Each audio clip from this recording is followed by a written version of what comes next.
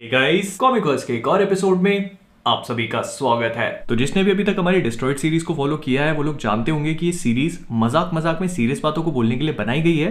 तो इसीलिए इस वीडियो के टाइटल को देखकर मुझे कमेंट्स में लैम्बोर्गिनी जितनी महंगी गाली देने मत चले जाना। पहले वीडियो पूरा देख लो फिर जज करना। तो एक बात बताओ, ज्यादा तेज चलने वाली कार से बेहतर चीज क्या होगी? और भी ज्यादा तेज चलने वाली कार ऑब्वियसली। लेकिन जानते हो उससे भी ज्यादा बेहतर चीज क्या है?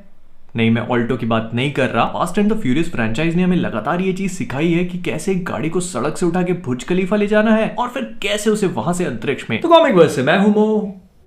अरे एक मिनट इसको बंद कर दे। हाँ बोलो।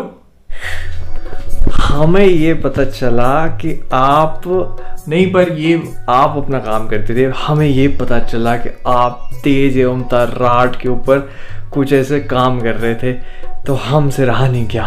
उसमें ना हमारे मनपसंद कलाकार जीत ईंधन है। जीत ईंधन? जीत ईंधन को नहीं जानते आप? ओ विन डीजल। हाँ वही जीत ईंधन। तो हमारे मन पसंद है वो, और हमने सोचा कि आपके पास आके कुछ ऐसे तेज एवं तर्राट दशम को लेके कुछ आपको ऐसे विचार बताए जाए जिनका इस्तेमाल वो अपने चलचित्र में कर पाए। अच्छा बताइए।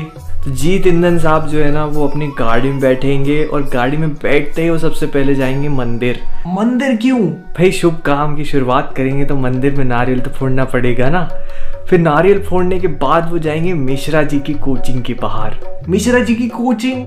मिश्रा जी भौतिकी विज्ञान पढ़ाते हैं ना। मिश्रा जी की भौतिक क्या? अरे फिजिक्स भौतिकी विज्ञान पढ़ाते हैं ना मिश्रा जी। तो मिश्रा जी के पास से वो भौतिकी विज्ञान पढ़ लेंगे। उनके चलचित्रों में कमी रहती है भौतिकी की, तो थोड़ा सीख लेंगे। भाई सुनो, दूध गर्म हो चुका होगा, जाके दूध पी लो। वैसे भी सुबह से उपवास था आपका। अरे लेकिन आप कहानी तो सुन। और ना टीवी पे सूरज बढ़ जाते कि कोई ना कोई पिक्चर आ रही होगी, जाओ देख लो। अरे मेरी कहानी तो लेके अभी चले जाओ, आइडिया बाद में सुना देना। हाँ बात तो सही है, दूध भी तो पीना है, फिर उपवास रखा था ना मैंने। लेकिन कहानी भी तो सुनाने। अच्छा कल सूर्योदय के पहले मैं एकदम आपके पास आ जाऊंगा और पूरी कहानी आपको सुना दूंगा। अरे मैं उठ जाऊंगा, मैं पहली फुर्सत में उठ जाऊंगा। अच्छा ठीक है भाई, तो मैं फिर कल सूर्योदय के पहले आपको मिलता हूँ। ओके।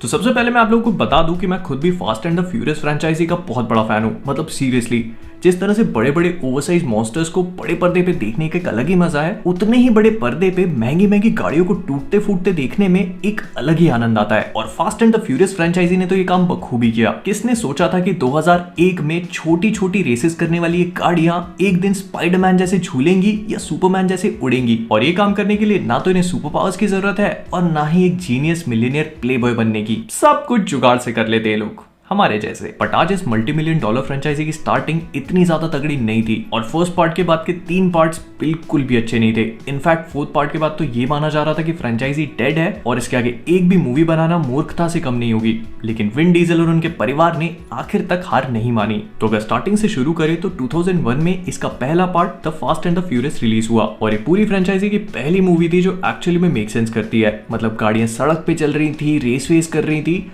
और सबसे अच्छी बात थी कि मूवी में एक एक्चुअल सस्पेंस वाली स्टोरी थी। इसकी एंडिंग बहुत ही ज्यादा अनप्रेडिक्टेबल थी, और अगर आप आज भी इस मूवी को देखना स्टार्ट करोगे ना तो पूरी मूवी देख के उठोगे, मैं गारंटी देता हूँ। वो बात अलग है कि इसमें नॉस्टैल्जिया का एक बहुत बड़ा रोल होगा, लेकिन फिर भी फास्ट एंड द फ्यूरियस आज भी फ्रेंचाइजी की सबसे अच्छी और इंपैक्टफुल मूवीज में से एक है। फिर नेक्स्ट आई टू फास्ट टू फ्यूरियस, जिसे फिल्म मेकर्स ने बनाया विन डीजल के बिना, और मूवी भले ही बुरी ना हो लेकिन अच्छी भी नहीं थी। बहुत सारे elements out of place feel होते हैं और ऐसा लगता है कि मूवी कुछ ज्यादा ही कोशिश कर रही है फिट इन करने की, लेकिन उसके बाद भी नहीं कर पाती। और ये वो पहली मूवी थी जहां से इस फ्रेंचाइजी ने फिजिक्स को अलविदा बोलना शुरू किया, स्पेसिफिकली इस ब्रिज वाले सीन से। एक गाड़ी दूसरी गाड़ी को हवा में ओवरटेक कर सकती होगी माना, लेकिन अपनी गाड़ी की इतनी बुरी तरह से बैंड बजवा के 3rd प्लेस पे आके कोई इतना खुश कैसे हो सकता है? मैं GTA में भी अगर ऐसा कर लूं ना तो 2 महीने गेम ना खेलूं। फिर मूवी में एक प्रॉपर विलन की कमी और अंडरवेलमिंग परफॉर्मेंसेस के कारण ये मूवी इस पूरी फ्रेंचाइजी की सबसे वीकेस्ट मूवीज में से एक थी। फर्स्ट पार्ट इतना अच्छा,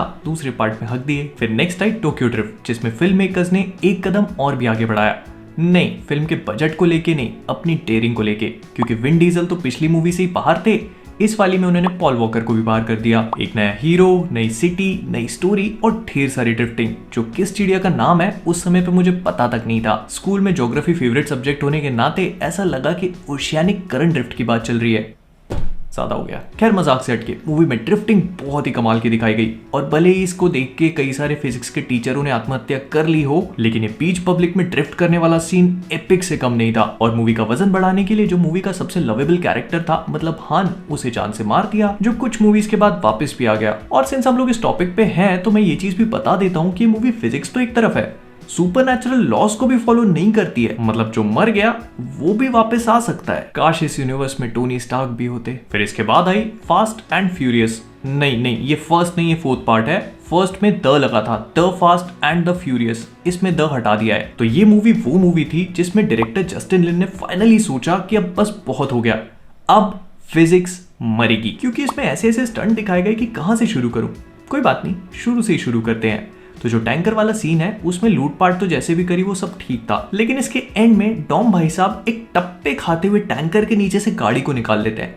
हम लोग छत पे वन टिप वन हैंड में कैलकुलेट नहीं कर पाते ये चीज कि बॉल कैसे टप्पा खा के कहां से आएगी। इन्होंने एक बड़े से टैंकर में ये चीज कर ली। फिर इसके अलावा डॉम और ब्रायन एक बड़ी सी 150 फुट की पहाड़ी से कूद जाते हैं पानी के अंदर, और एक खनोज भी नहीं आती उनके शरीर पे। आम आदमी मर जाएगा। लेकिन चलो, इसके अलावा भी अगर हम फिजिक्स को छोड़ दें तो भी मूवी के बहुत सारे फ्लॉज थे। मूवी की स्टोरी बिल्कुल भी मजेदार नहीं थी। मतलब आपको आधे टाइम तो ऐसा लगेगा कि चल क्या रहा है, क्यों चल रहा है। और लेटी की डेथ जो एक मीनिंगफुल चीज थी इस मूवी में, वो भी आगे जाके कैंसिल कर दी। मैंने कहा था ना, ये लोग कोई भी नियम नहीं मानते हैं। फिर इसके बाद आई फास्ट 5, जो अगर मैं सही बताऊं तो इस पूरी फ्रेंचाइजी में मेरी फेवरेट मूवी है। चोरी डकैती से लेकर रेसिंग और कार्स तक इस मूवी में सब कुछ है। और फिर हमारे इफ यू स्मेल ला ला ला ला वाले चाचा ने भी तो इस मूवी में एंट्री ली थी। एंड सही मायनों में इसी मूवी ने fast and the furious franchise को एक ऐसा बूस्ट दिया जिसे देखकर लोगों को रियलाइज हुआ कि नहीं, इस मूवी को भी हमें थिएटर्स में देखना चाहिए। और इसके बाद की जितनी भी मूवीज हैं वो फास्ट 5 को एक बेंचमार्क सेट करके बनाई गई। लेकिन सारी चीजें छोड़ दो, फिजिक्स का कत्लेआम तो इसमें भी हुआ। वो लास्ट में तिजोरी वाला सीन क्या था, मैं बताता हूँ क्या था। शानदार। नहीं, सही में ये सीन कितना भी अनरियलिस्टिक लगे, इस बात को इग्नोर नहीं कर सकते कि आज भी इसे देखने पे दिल खुश हो जाता है। और जो लोग सोच रहे हैं, मैं उन्हें बता देता हूं कि इस सीन में सीजीआई का यूज बहुत ही ज्यादा कम हुआ था। ये वॉल्ट सच में बनाया गया था और फोक्सवैगन ने सही में इन गाड़ियों को रीइंफोर्स किया था ताकि इस वॉल्ट को सड़क पे घसीटा जा सके। फास्ट 5 मस्त थी यार। फिर फास्ट 5 के सक्सेस को देखने के बाद फास्ट 6 के बजट में इजाफा हुआ, और इसी वजह से इन्होंने ल्यूक इवांस को एज ए विलन लिया। और जिस फिजिक्स को ये लोग स्लो पॉइजन देते हुए आ रहे थे कुछ मूवीज से, वो इस मूवी में फाइनली कोमा में चली गई। नहीं, सही में यकीन नहीं आता है तो इस टैंक वाले सीन को देख लो। मैं सच बता रहा हूँ, इस सीन में जब टॉम लेटी को कूद के बचाता है तो मैंने अपनी आंखों से थिएटर में से आइजैक न्यूटन को बाहर निकलते हुए देखा। और हेटर लोग बोलेंगे कि ये कैसे क्या हो गया, ये तो अनरियलिस्टिक है।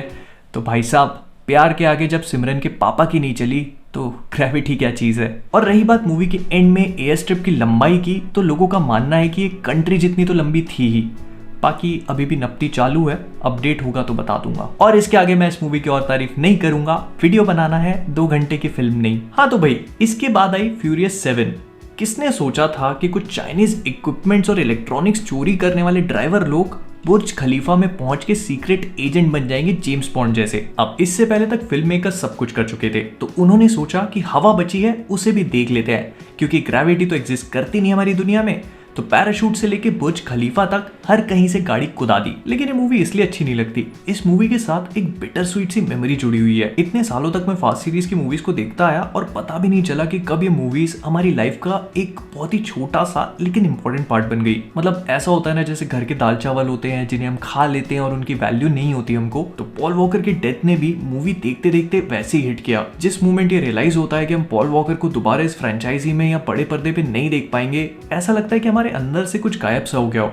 और वो मूवी का जो पूरा सी यू अगेन वाला एपिलॉग है, अगर उसे देखकर आपकी आंखों में आंसू नहीं आए तो वीडियो यहीं पे बंद कर दो। फिर next movie I fast and furious 8, और इसमें जब फिल्म मेकर्स को कुछ नहीं मिला तो इन्होंने विन डीजल, जो पूरी फ्रेंचाइजी के मेन हीरो हैं, उन्हीं को विलन बना दिया। मतलब विन डीजल का डोमिनिक विलन, बाकी सब उसे रोकने में लगे और हम एज एन ऑडियंस कंफ्यूज्ड। किसी ने भी 1 सेकंड के लिए ये चीज नहीं मानी थी कि विन डीजल विलन बन सकता है। इतने बुरे बुरे काम करे उसने, फिर भी हमें पूरी तरह से श्योरिटी थी कि के विलन बन ही नहीं सकता। इतना पॉजिटिव कैरेक्टर कैसे विलन बन सकता है? एक बार के लिए रॉक को विलन बना देते तो वो चल जाता, और सिर्फ इसी पॉइंट की वजह से मूवी इंटरेस्टिंग लगी ही नहीं। लेकिन हाँ, इस पूरी मूवी में जेसन स्टैथम और रॉक की केमिस्ट्री देखने लायक थी, जिसे मिल्क करने के लिए यूनिवर्सल वालों ने इस पे भी एक मूवी बना दी।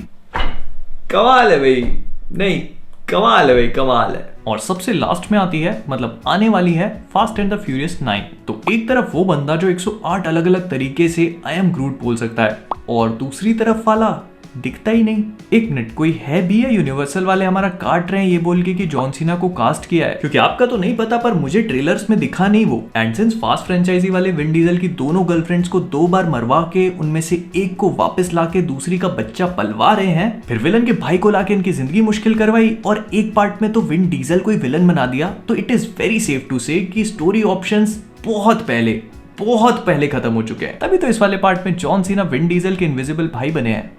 इनविजिबल स्टोरी के लिए इनविजिबल एक्टर। और हर मूवी के जैसे मुझे बताने की जरूरत नहीं है कि इस वाली में भी फिजिक्स इनविजिबल ही है, क्योंकि गाड़ियां स्पाइडरमैन और मैग्नीटो वाले काम कर रही हैं और लोग बिना पावर के सुपर हीरो बने हुए हैं, तो फिजिक्स कैसे सांस लेगी इस जहरीली दुनिया में। लेकिन अगर आप लोग इस चैनल पे कुछ टाइम से हैं तो आपको पता होगा कि जहरीली चीजों से हमें कितना प्यार है। तो fast and the furious franchise भले ही फिजिक्स के लिए कितनी भी जहरीली क्यों ना हो, हमारे लिए तो ये अमृत से कम नहीं है। ये जाइगैंटिक यूनिवर्स हमारे बचपन का एक बहुत बड़ा पार्ट रहा है, जिसने हमें हंसाने से लेकर लिटरली रुलाने तक कुछ भी नहीं छोड़ा। और इसके एक्शन सीक्वेंसेस भले ही कितनी भी ओवर द टॉप हो, इन्हें देखने का मजा ही कुछ और है। अब मैंने सुना है कि आने वाले पार्ट स्पेस में भी जाने वाले हैं, तो अब देखना ये है कि क्या ये लोग मार्स को उड़ाएंगे या फिर मून को। आपको क्या लगता है? कमेंट्स में बताना। तो विद दैट बीइंग सेड, हम लोग इस वीडियो को यहीं पर रैप अप करेंगे। अगर आपको एक वीडियो पसंद आया हो तो प्लीज इसे लाइक और शेयर करना मत भूलिएगा।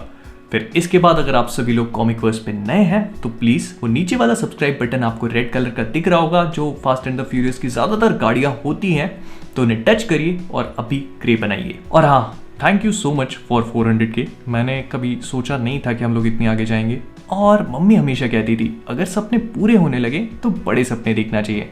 तो ठीक है, 500K का सपना देख लेते हैं। तो अगर नए हो तो आपको पता है क्या करना है। फिर इन सब चीजों के बाद अगर आप सभी लोगों ने मुझे इंस्टाग्राम, फेसबुक, ट्विटर, डिस्कॉर्ड, इन सारे सोशल मीडिया हैंडल्स पे फॉलो नहीं किया है तो उन सब के लिंक्स भी डिस्क्रिप्शन में हैं, जाके एक बार चेकआउट कर लेना। बहुत अच्छे मीम्स डालते हैं हम लोग। इंस्टाग्राम पे 13,000 हो गए हैं, यहाँ पे 4 लाख, उधर 13,000। बहुत नाइंसाफी है दोस्तों, क्यों? फॉलो करो। तो इन सब चीजों के बाद जाने से पहले मुझे कमेंट्स में ये चीज बताना मत भूलना कि आप लोग को वीडियो कैसा लगा।